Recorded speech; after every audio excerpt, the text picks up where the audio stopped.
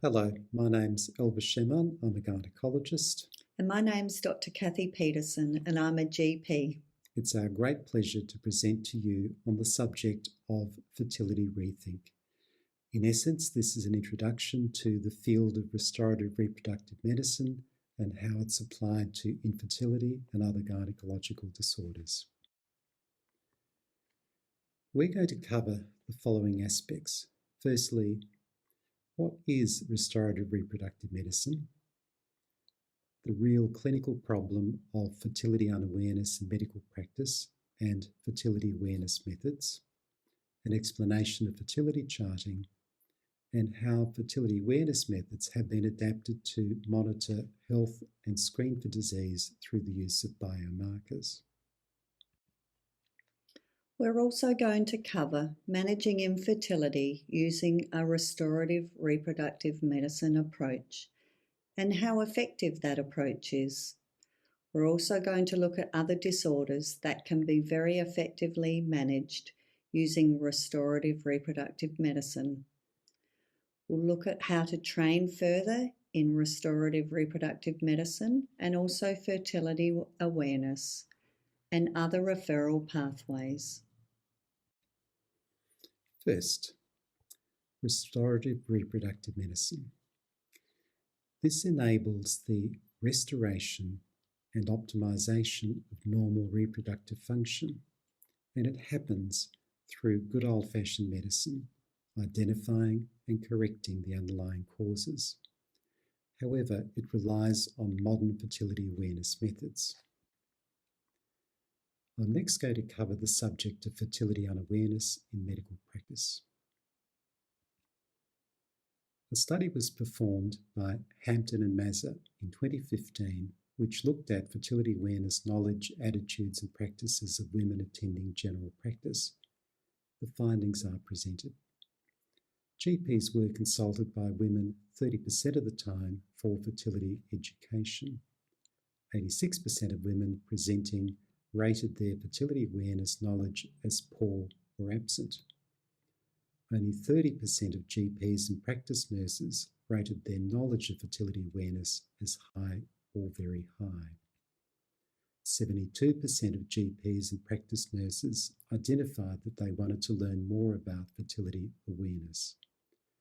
And, importantly, trained teachers in fertility methods were found to be significantly better sources of information. And that's because fertility awareness method teachers are authentic allied health professionals who undergo rigorous training and accreditation. At present, there are 4 modern fertility awareness methods available in Australia: Billings ovulation method, symptothermal method, the Creighton method, known as the Creighton model system, and fertility education and medical management, known as FEM. In 1992, Hilgers, Daly and Prebble conducted a study on cumulative pregnancy rates in patients with apparently normal fertility. What they found is that 90% of those using a fertility awareness method conceived within 3 cycles of fertility-targeted intercourse. Overall, 98% conceived within 6 months. This has important implications for referring patients on for assistance, in that the standard definition of infertility, namely failure to conceive within 12 months of trying, no longer applies to fertility-aware couples. They should therefore be referred on after 6 months and not a year. Fertility awareness methods provide a pathway to restorative reproductive medicine approaches. The commonest approach globally is that of NAPRO technology, which relies on the Creighton model system. Professor Thomas Hilgers has produced a large black textbook on this very subject, which has over 10,000 references. All 4 fertility awareness methods may be used when applying the Reproductive Health Research Institute protocols as devised by Professor Pilar Vigil of Chile. At the Fertility Health Services Unit, Mater Health Brisbane, spearheaded by Dr. Luke McLinden, The main method used is symptothermal. So now we're going to look at fertility charts. So fertility charts are very useful for both the patient and the clinician. For the patient, they show cervical mucus patterns and other observations, and this gives information about their fertility each day. They can then use that information to either avoid or achieve a pregnancy. For the clinician, the charts show biomarkers. They're patterns in the charts which point to underlying abnormalities. The identification of the peak day in the cycle is an important point of reference which guides timing of investigations, and it also defines normal results. Let's look at the phases of the menstrual cycle. First, there is menstruation, followed by infertile dry days, then fertile days where cervical mucus is present. The last day of fertile mucus is the peak day, and this is the closest day to ovulation. This is then followed by dry days, which are infertile from the 4th day of dryness. This is a diagram of Cohen's cervical mucus map that he described in 1952, and it shows the changing properties of cervical mucus in the mucus cycle. Initially, the mucus is scant, thick, not stretchy, and sperm cannot survive. As it becomes more plentiful and clear and stretchy, sperm survival is greatest, and then these properties trail off again. Hence, the mucus acts as a biological valve to sperm. This is a diagram from Professor Eric Oderblad, who spent much of his life analysing the structure and function of the cervix. It's a complex organ. It shows the main mucus types, E and G mucus. E mucus is under estrogenic control, and the main subtypes are S, L, and P mucus. They all have slightly different properties and timings for release. This E mucus is the thin, stretchy, and clear mucus we saw in the last diagram and is most plentiful around ovulation. There's also G or gestogenic mucus under progesterone control. This is the thick mucus with poor sperm survival we also saw in the last diagram, and that forms the closure of the biological valve. So let's look at the stamps that are used in fertility charts. Billings and Creighton charts use the same stamps. FEM use slightly different ones. All three methods use red stamps for bleeding. Billings and Creighton use green stamps for dry days. FEM uses grey for dry days. Mucus days that are potentially fertile have white baby stamps in Billings and Creighton charts, and FEM uses light blue for moist mucus and darker blue for slippery mucus days. All three charts use yellow stamps for an unchanging pattern of infertile mucus. So this is a Billings chart that shows the stamps we described in line 1. The symbols on line 2 can also be used to indicate bleeding, dry or mucus days, and the third line is used for the subjective descriptions of the mucus and sensation at the vulva reported by the woman each day. This is a symptothermal chart. The top section has a daily plot of the basal body temperatures recorded by the woman.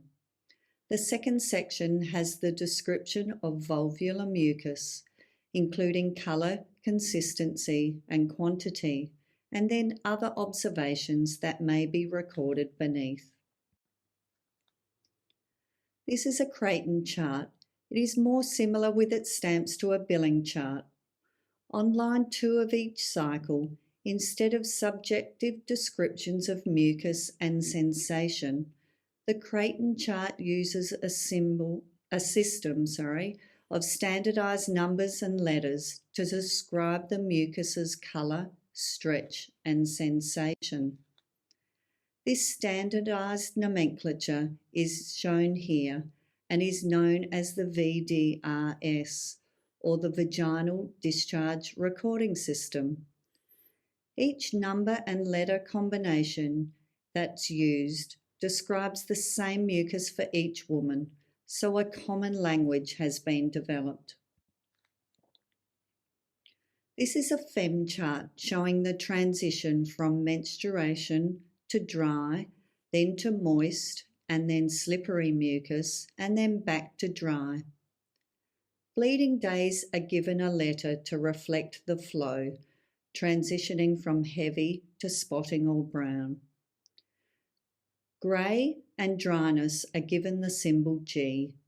Moist is given the symbol EL, reflecting rising estrogen.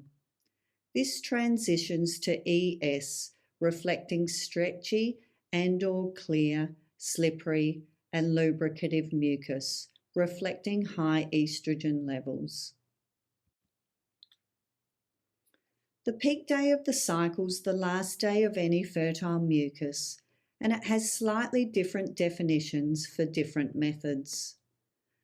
RRM uses the peak day as a fixed point of reference in the cycle. The peak day has been validated as the most accurate external physical sign associated with ovulation. The validation has occurred in multiple studies using both hormones and ultrasound to define ovulation. The peak day is also the most likely day in the cycle that a single act of intercourse will result in a pregnancy for couples with both normal fertility and reduced fertility. In this graph, 0 on the x-axis is the peak day. So knowledge of the peak day is very important when trying to achieve a pregnancy. Next, we're going to look at the adaptation of fertility awareness methods to the monitoring of health and screening for disease, the concept of biomarkers already mentioned by Kathy. So here's a summary of the 4 main parameters which are used to discern biomarkers: cycle length, the post-peak phase, mucus cycle, and bleeding. And abnormal patterns in those point to underlying disease. Biomarkers can be used to indicate an increased risk of the following: an inflamed cervix, cervicitis, a low progesterone hormone level, especially in the second half of the cycle, an increased risk of miscarriage, infertility, and polycystic ovarian syndrome. Other conditions that can be suggested are ovarian cysts of 2 types, endometriosis, dysfunction of the thyroid gland, and organic pathologies such as uterine polyps and cancer. Here are some charts. The first chart, which shows a short mucus cycle, is indicative of an increased risk of infertility. The second chart shows a very short post-peak phase, and that correlates with an increased risk of miscarriage. The third chart shows premenstrual bleeding, and that's associated with a low progesterone level. And the fourth shows prolonged menstruation as well as intermenstrual bleeding, and that suggests the presence of organic pathology. Here are 2 examples of functional ovarian cysts. The first one shows a prolonged mucus pattern, and that's consistent with a persistent follicular cyst. And the second shows a prolonged post-mucus phase or post-peak phase consistent with a persisting corpus luteum cyst.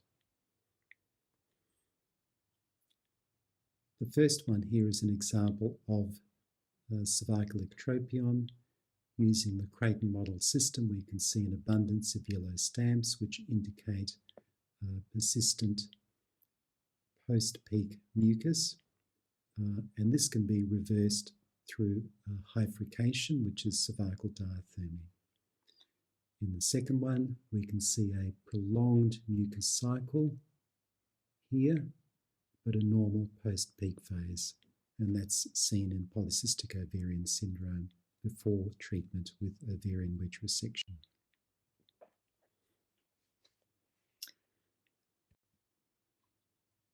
So, when it comes to infertility, RRM's approach is to restore health and therefore allowing conception to occur naturally. Various patterns of charts are commonly seen with infertility. Chart A shows a reduced mucus cycle length. Chart B shows a reduced mucus cycle score. This reflects the poor quality and quantity of the mucus. Chart C is a dry cycle. This may or may not be anovulatory. Chart D shows a short post-peak phase.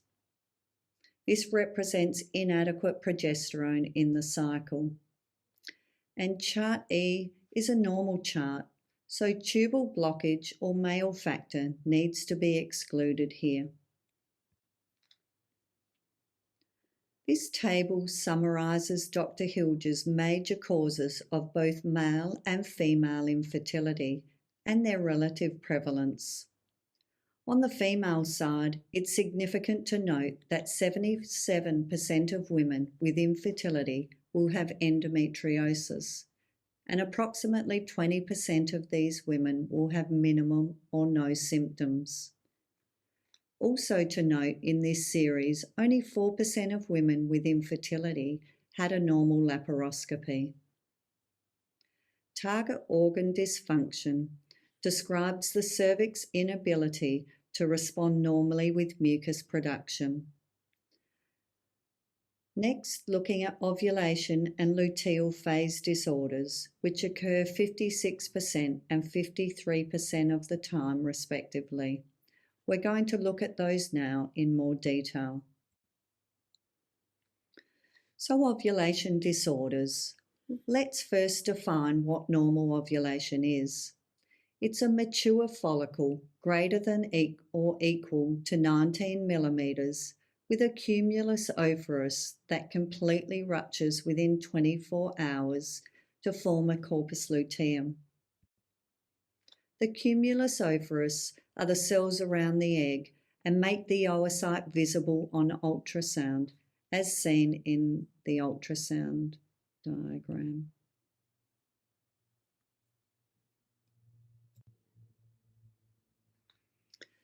So ovulation disorders, as I said, occur in 56.5% of patients with infertility. They're diagnosed on serial follicle tracking scans, and they're associated with both infertility as well as abnormal pregnancy outcomes. Abnormal pregnancy outcomes include miscarriage, ectopic pregnancy, and premature labour. They're associated with abnormal hormone profiles as well, but they are treatable. This table shows the relative prevalence of the different types of ovulation disorders and their frequency of occurrence.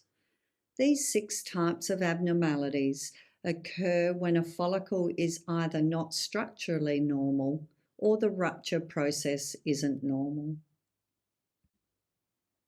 So the question should not be, is the patient ovulating, but instead, is the patient ovulating normally? Now let's look at luteal phase deficiencies.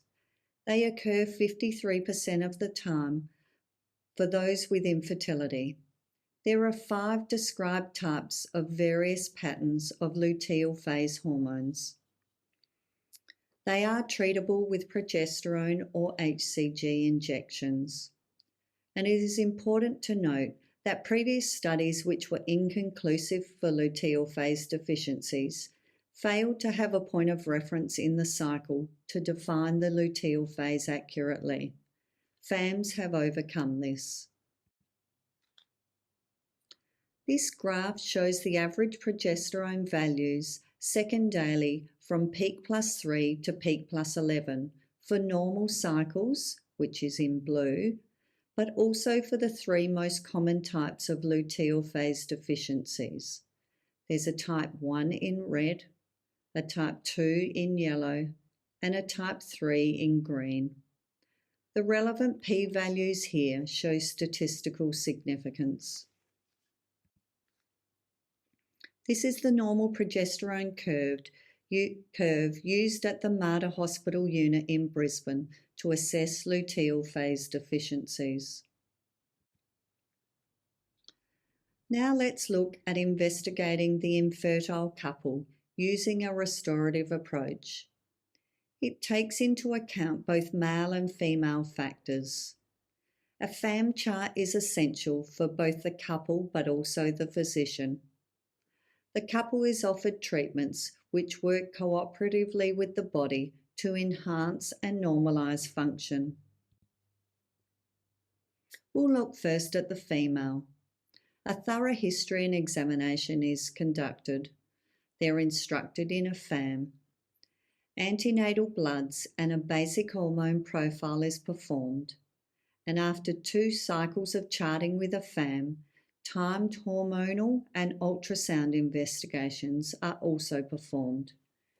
Tubal studies are arranged, and laparoscopy and hysteroscopy are considered initially or after 6 cycles of treatment if a pregnancy is not achieved, depending on the clinical indications. Let's look at the initial basic hormone profile in more detail. This is usually done on day 3 of the cycle or any time for oligomenorrhea. This is the FEM protocol and assesses the hypothalamic, pituitary, adrenal, and ovarian axes. It also includes vitamin D, AMH, and a glucose tolerance test with insulin levels to look for insulin resistance. There may be other functional tests that will need to be performed depending on the results of the basic hormone profile, as indicated by the FEM protocols. There are also the time tests using the FAM chart. These are the periovulatory and luteal phase hormonal tests. An abridged version is shown here in bold, which is acceptable in a general practice setting. This diagram of a FAM chart demonstrates the timing of the peri- and post-ovulatory investigations. For the male investigations, after a medical history and examination is performed, a seminal fluid analysis is collected using a condom device known as a male factor pack, and this is culturally acceptable to all. A male basic hormone profile is ordered with a vitamin D and glucose tolerance test and insulin levels as per the FEM protocol. If abnormalities are found in the seminal fluid analysis, there are various treatments to assist in increasing sperm numbers, motility, and morphology. This diagram represents the patient pathway using a restorative approach.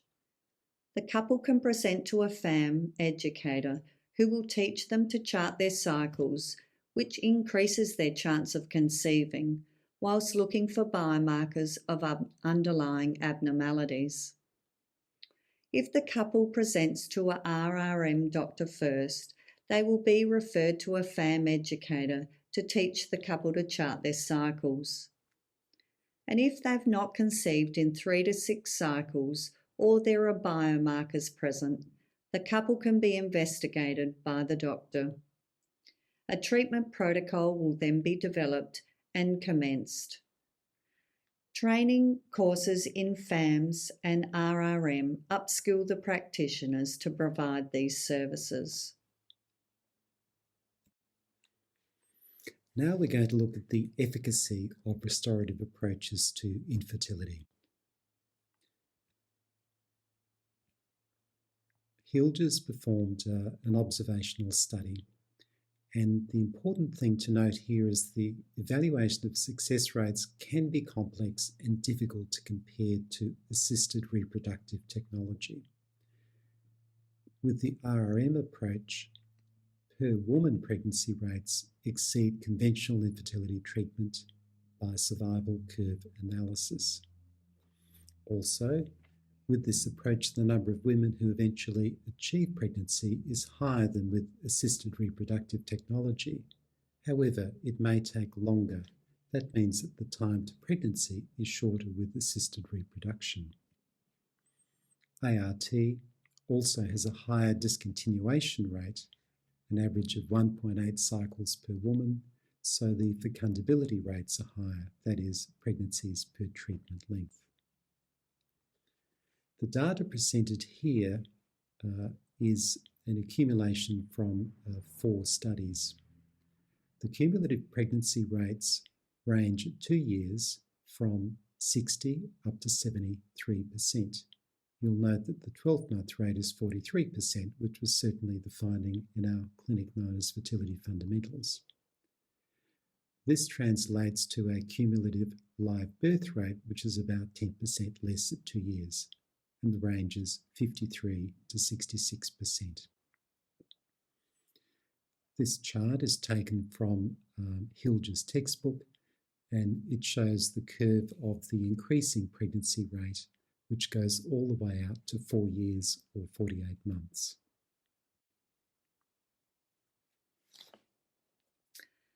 So, let's look at other applications of restorative reproductive medicine.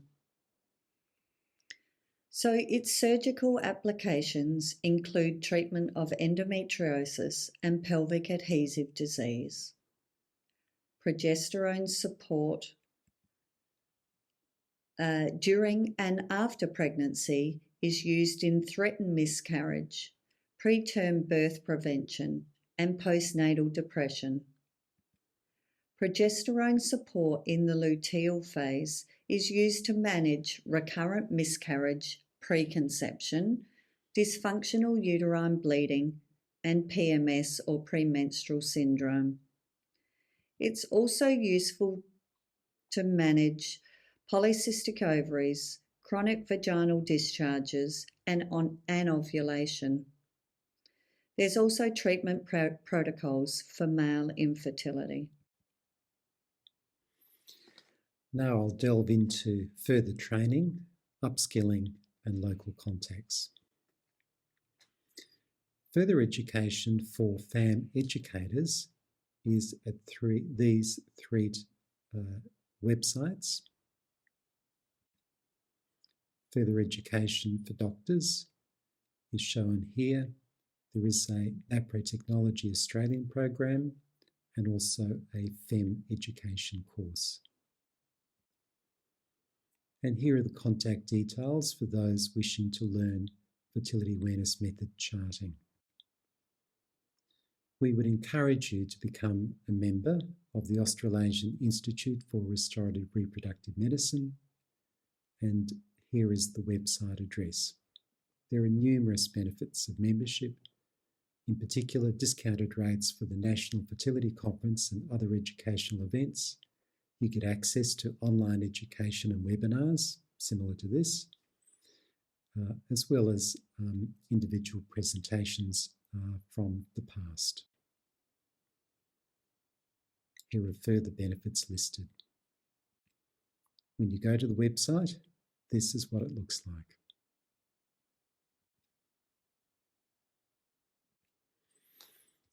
In conclusion then,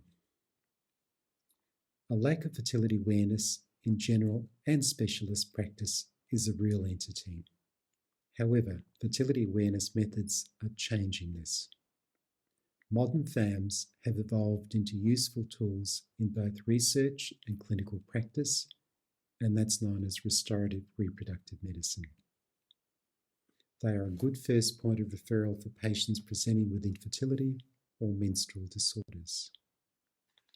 And restorative reproduction and reproductive medicine has many benefits, including outcomes and cost effectiveness, and health is restored in the process. ARM is a leading authority in RRM and FAMS, as it combines information on FAMS and RRM in one place.